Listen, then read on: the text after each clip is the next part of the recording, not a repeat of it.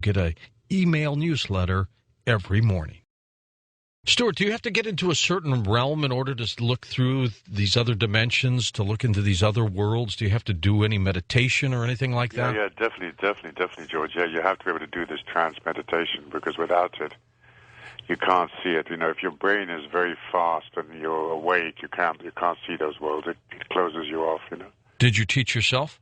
Yes, I did in the early days. I got the theta metronome, which is like just a little thing that goes beep, beep, beep, beep, beep, beep, 4 times a second, you know. And I trained myself using that, and then eventually I got rid of the theta metronome, and just so I could do it like easy, you know. I can get in 11 seconds. That's it? That's it. That's how long it takes me. But, you know, it's like from years of doing it, you know how to do it. You know, you just relax and you're there. And I just start to see the lunar world, you know. Interesting that it takes 11 seconds, because we see that number everywhere, Stuart. Oh, do you? Yeah, no, it takes me 11 seconds to get in. I wanted to say, George, for the benefit of the listeners that we were talking earlier on about the hell worlds, that I put a hell world article and an audio MP3 on my blog site, which is stuartwildeblog.com. Mm-hmm. And anybody who wants to go listen to the interview that I was doing or read the article, they can go there later and take a look, you know. All right, great. Thanks, George. Magical animals. Yes, sir. Tell me about this. Well, along with the sort of demonic realms, which I know really well, we see the celestial worlds, and one of the celestial worlds we see is what we call the magical world, and that's the world of like the white tiger or the black panther, and they're protectors. I mean, they come around. You actually see them. I actually saw this tiger in my hotel room once. I mean, it was like a lunar world tiger, but it was sitting in the doorway between the sitting room, you know, the front room of the hotel suite, and my bedroom. Not ready to pounce on you, I trust. No, totally docile, just sitting there. But I mean, to have that around was amazing. So there's a sort of pantheon, a hierarchy of these animals, and there's the white tigers near the top, the jaguars, the panther, the kudu, which is an African deer with curly horns, you know, twisted horns, mm-hmm.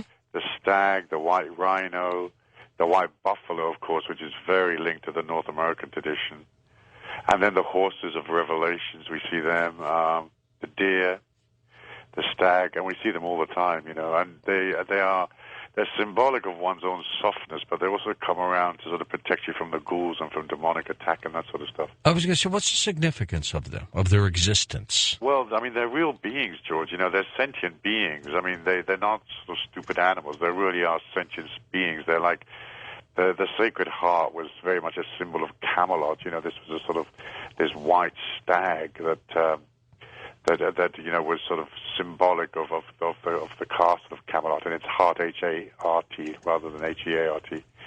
So they're sentient spiritual beings. And also the other thing that we see are the manimals.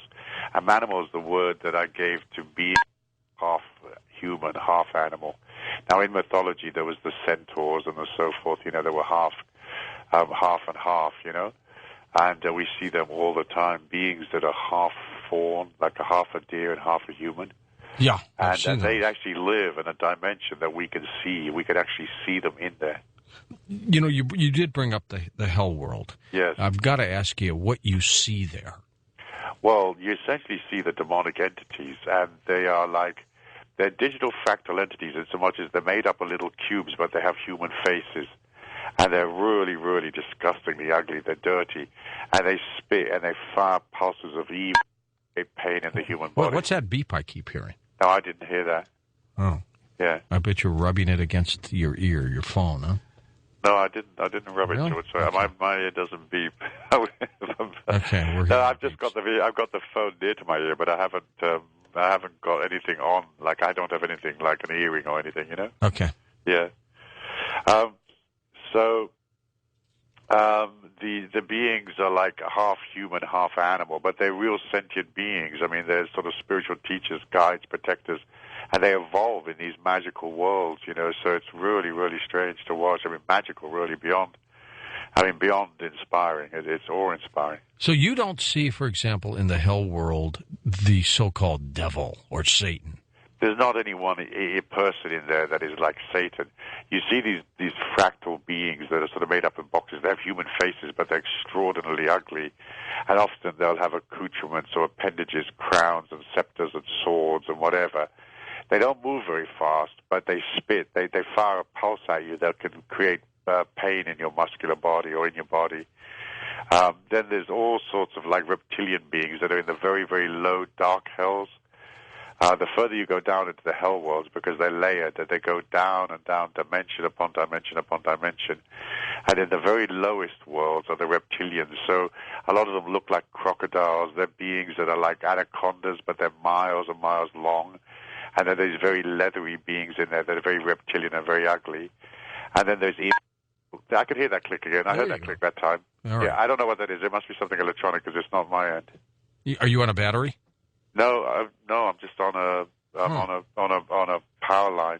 Okay, right. I just asked. I've got an engineer here. I can ask him. No, we're plugged into the wall. Okay. There's a blip on the line. Can you check it for me, Brent?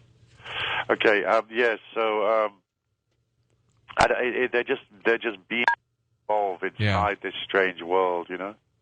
This happened again, Stuart. If it keeps up, we're going to have to figure out something else to do, okay? Okay. I just didn't hear it that time. It's going like every 25 seconds now. It is? How weird is that? That's really strange. Have you had a lot of trouble with electronic equipment and stuff, George, recently? Like emails that disappear and computers that crash suddenly and so on? Slow computers, Stuart. Very slow lately. Slowly. But, nothing crashing, nothing disappearing. Oh, no. Yeah, that's really weird. Just slow. How many of these other worlds are out there? I mean, we've heard of, parallel universes, and now physicists are beginning to say, there could be hundreds of universes, maybe thousands, who knows, like bubbles attached. How many worlds do you see of these parallel universes? Well, I mean, endless. I mean, they probably go into trillions, but, I mean, we've been through, many hundreds, I mean, for example, we've seen, people believe that UFOs are, from outer space and so forth, but we see them in the lunar worlds, and we see them being birthed.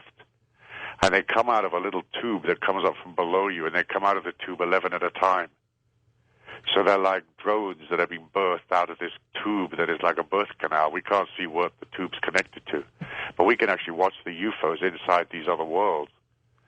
And so I sit at the end of the tube, and I whack them as they come out. What do you mean you whack them? Well, rub them out before they get going. These are like baby UFOs that are just being born, But they could be good. Well, the sort of the alien abduction and the sort of spooky nature of the Greys has given us a lot to believe that they're not good, George, Well, there's many people have said that, too. Yeah. That they come from sources that we don't really want to get involved with. Well, certainly Jacques Vallée, the sort of legendary UFO researcher, that they made Close Encounters, the film about. Calls them messengers of deception. Yeah, messengers of deception, So, I mean, we look at them as like the Devil's Air Force. Yet through all of this, you still see the grace part of this. You still see the good part of this. Yeah, that's what I write about in my book, George, Gray Sky and the End of Days. I see redemption for us because we have to go through our dark shadow. America has to go through its shadow, so does England, so does Europe, so does Japan, so does Africa. We all have to go through our own evil and then come out the other side and see ourselves as something different or special or I don't know what, We've got to transcend, the evil doesn't go anywhere. It's always there until we own it, feel sorry for it, reconcile it, and so forth, But I'm beginning to believe, though, that everything in this universe and everything in these dimensions is based on positive and negative, good and bad. There always seems to be this balance, Stuart, and I'm not sure we can all be good without having all this bad. Yeah, no, you have to. You've got to go through the evil in order to arrive at the good, Well, that's true. But how do we know evil will lose? We don't. We just got to presume it does in the end, That's all we can do is just hope that it'll end. What do you mean by poisonous people, by the way? This is the first time I've heard of that. One of the things that we watch is that, let's say, for example, when people are sitting on a bus, we see pods leaving from one person and going down the crown chakra of another person.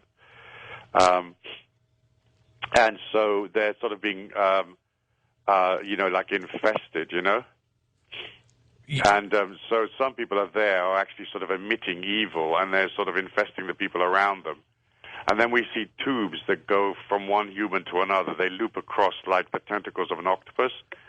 And if they find congruence with the person sitting next to them, on the chart, on the bus, then, that information will go into that human and they'll be degraded.